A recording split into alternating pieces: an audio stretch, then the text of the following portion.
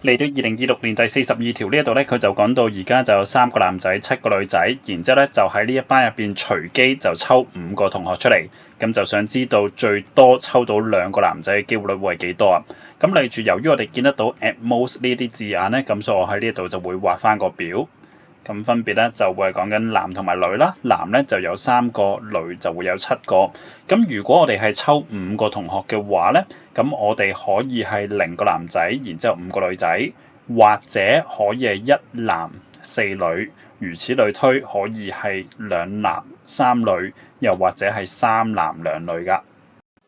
因此喺呢個表當中咧，我哋會見得到總共有可能嘅情況咧，就有4個。而家我哋就想要知道最多2個男仔抽咗出嚟，咁所以咧我哋就會係計緊以下呢3個 case 嘅 probability 啊。咁但係因為3個 case 咧，其實就可以好長啊條式，咁所以我就利用翻呢個 complementary event，用1減翻最尾呢個 case 去計翻出嚟啊。咁所以咧我哋就可以講得到 the required probability 咧就會等同於1減翻最右手邊呢個 case 咧，就即係話3 個男仔入邊揀3個男仔啦，以及呢一個咧就會係7 啊，即係7個女仔入邊咧就會係揀2個。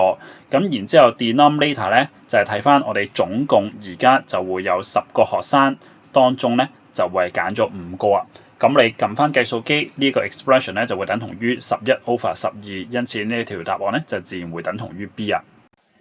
咁如果同學唔係用 complementary event 嘅話咧，亦都可以將以下呢3個 case 嘅 probability 咧就會係相加啊。咁呢度咧我哋就直接 show 翻條式出嚟，因此咧我哋就會有呢個3C0 7C5 加3C1 7C4，再加翻咧就會係3C2 7C3，咁 denominator 咧同樣地都會係10C5。咁我哋根據以下呢個 expression 咧都會計得翻個答案就會係11/12㗎。